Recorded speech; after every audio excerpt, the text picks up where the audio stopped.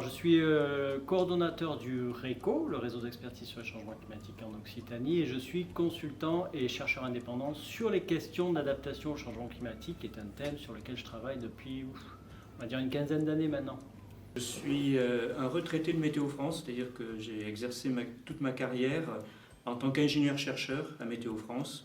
Alors je me définis encore comme climatologue parce que mon sujet d'étude c'était essentiellement le climat. Bonjour, donc je suis Sylvain Baronne, je suis chercheur en sciences politiques à l'INRAE dans un laboratoire qui s'appelle l'UMR Géo. Je suis Julie Favre, je vis à Montpellier. Je suis consultante en adaptation au changement climatique.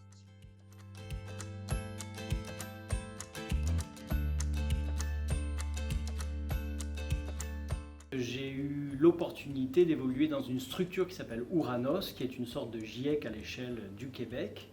Et j'y ai évolué pendant 7 ans. Et c'est vrai que ça m'a beaucoup marqué et je me suis dit, il faut arriver à reproduire ça à une échelle pertinente. Et l'autre origine de tout ça, c'est qu'il y avait déjà l'équivalent en région PACA, qui s'appelle le GREC Sud, et en région Aquitaine à l'époque, qui s'appelait Acclimatera. Et les personnes que je connais donc, qui sont à l'intérieur, qui gèrent, qui coordonnent ces deux structures, m'ont pas mal épaulé et m'ont motivé à me lancer dans l'aventure.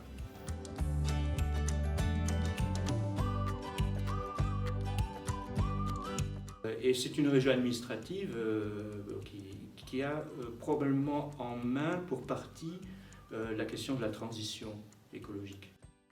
Et puis une région qui se caractérise par des enjeux extrêmement importants du point de vue des changements climatiques, que ce soit l'agriculture, le tourisme, très important dans la région, les risques dits naturels, extrêmement importants aussi dans la région, et puis une grande diversité aussi de milieux, des montagnes, des plaines, des villes, des métropoles, un littoral, des lagunes, donc des enjeux aussi très divers et très spécifiques.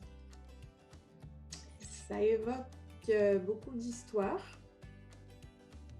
Ça évoque la Méditerranée. Et ça évoque une certaine douceur de vie mêlée à des extrêmes assez rudes aussi.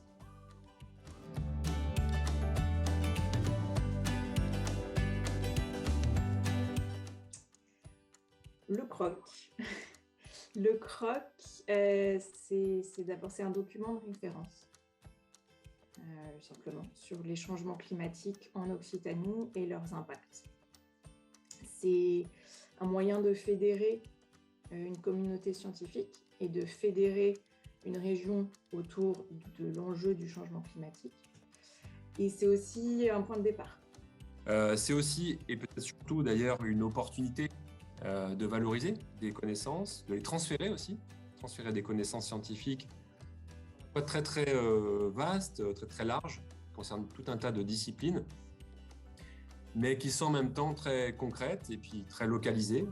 Alors le croc, c'était l'idée d'essayer de reproduire un rapport du GIEC à l'échelle de l'Occitanie, mais avec le défi d'essayer de le rendre appropriable par les acteurs territoriaux. Le croc, c'est une aventure collective, une aventure de plus de 200 personnes à peu près, et qui reflète un petit peu la dynamique des activités professionnelles qu'il y a, aussi bien de recherche que des acteurs territoriaux sur cette thématique changement climatique. L'autre partie, ce sont des gens qui ne sont pas forcément chercheurs, mais qui ont contribué soit à l'avancée des connaissances sur les impacts climatiques en Occitanie, soit des acteurs territoriaux qui ont mis en place des actions en réponse à cette évolution climatique par le biais de leur propre motivation. Et souvent, ce sont des actions d'ailleurs silencieuses, donc on voulait les valoriser, notamment dans ce croc.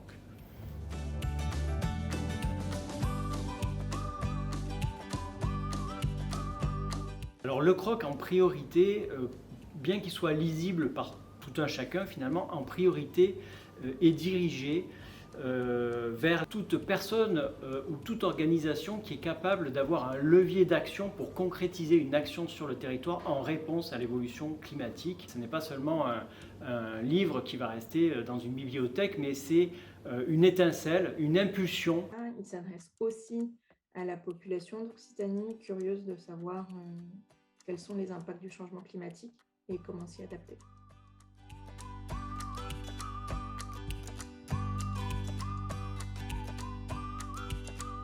Les experts, leur rôle, c'est finalement de communiquer les résultats de la science pour donner des clés de compréhension à leurs interlocuteurs et pour leur donner aussi des aides à la prise de décision.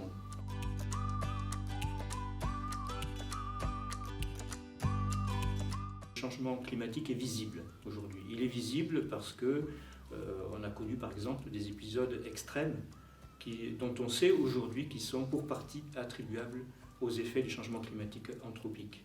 Donc les canicules, par exemple, de juillet 2019. Donc c'est une aventure et c'est un défi collectif. C'est-à-dire que vraiment l'idée c'est de décloisonner les disciplines, les intérêts, les motivations, etc. pour que tout un chacun joue le mieux possible, du mieux possible, sa partition. La question climatique, elle interroge tout un tas de disciplines, y compris les sciences sociales. Et je pense que d'ailleurs le CROC reflète bien cette idée. Les sciences sociales qui permettent d'interroger les causes, les dynamiques, les trajectoires qui conduisent les sociétés humaines à dérégler le climat. On peut lire le CROC chapitre par chapitre, risque par risque, mais il faut aussi veiller à décloisonner l'analyse. C'est extrêmement important. Ne pas aborder les problèmes uniquement de manière individuelle, mais ils se combinent et les questions que ça pose.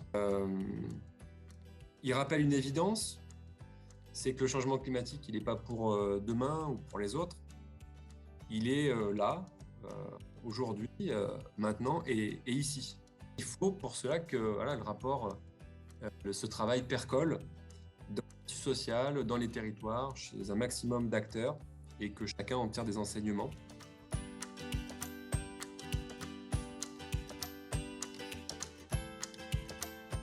C'est la rigueur scientifique. Et en particulier le fait qu'il faut avoir bien conscience qu'on doit communiquer des faits et pas des opinions. La notion d'incertitude. Incertitude, ça ne veut pas dire qu'on ne connaît pas. Au contraire, l'incertitude fait partie de la connaissance. Eh bien, on doit aussi prendre en compte ce que l'on sait, après ces travaux, ce que l'on soupçonne, mais aussi ce que l'on ne sait pas. Et la justice par rapport aux générations futures. Les systèmes humains sont tellement complexes que moi j'aime bien le concept quand même d'indépendance de parole, de liberté, de positionnement, d'absence de jugement, etc., qui fait qu'on peut avancer. Cette indépendance, elle se fait dans l'échange. C'est pas simplement le chercheur dans sa tour d'ivoire, c'est une liberté, une indépendance dans l'échange, le partage, la discussion pour mettre en preuve nos analyses, mais aussi pour diffuser les connaissances auprès de différents publics, étudiants, acteurs de terrain, élus, médias, enfants dans les écoles, etc., etc.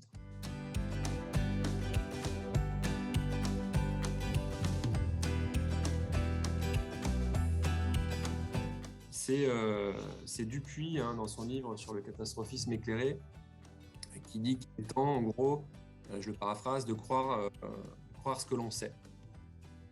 Croire ce que l'on sait, c'est difficile, parce que ce que l'on sait, les savoirs, ça peut déranger, ça peut déstabiliser, ça peut culpabiliser, et ça peut même menacer directement ses intérêts, son identité. Mais il y en a une que j'aime bien, c'est Woody Allen. Et alors, ce qui est intéressant, c'est que la manière dont elle est traduite en français, généralement, c'est « Le futur m'intéresse, car c'est là que j'ai l'intention de passer le reste de ma vie ».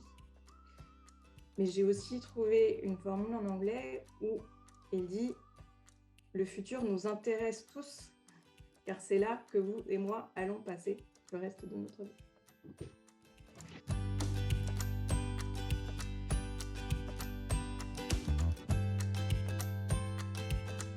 J'essaierai de l'éveiller aux questions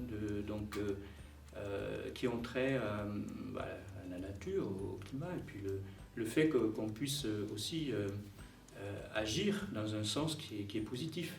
J'ai un fils de bientôt 6 ans. Et je ne lui parle pas presque pas de mon activité parce que je le trouve trop jeune.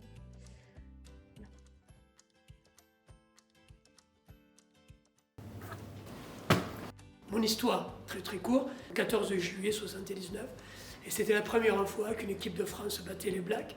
On avait une équipe où on n'avait pas forcément d'expérience, on était jeunes, on avait du culot, on avait de l'audace, et puis on a décidé de prendre leur propre jeu, les Néo-Zélandais, les Blacks, et on les a pris et on les a gagnés. Et c'était la première victoire historique le 14 juillet 1979. Et j'avais 20 ans, et quand je suis rentré en France, à cette époque-là, j'ai eu la chance de gagner tous les challenges, notamment le titre de champion de France avec le Racing Club Narbonnais. Mais je ne me rendais pas compte finalement que j'avais presque connu tous les honneurs du rugby français à travers cette année-là. Mais j'aurais pu être grisé, ben non finalement, donc j'ai toujours voulu me remettre en question.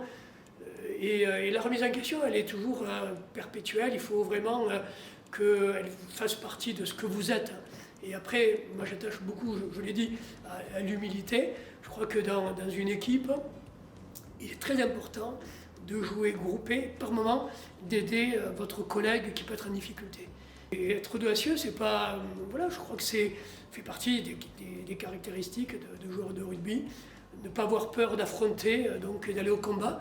Et même par moment, il y a des défaites qui sont très très positives, qui vous permettent donc d'aller encore plus loin, qui vous permettent de vous reconstruire, parce que un homme peut être secoué, peut être en grande difficulté.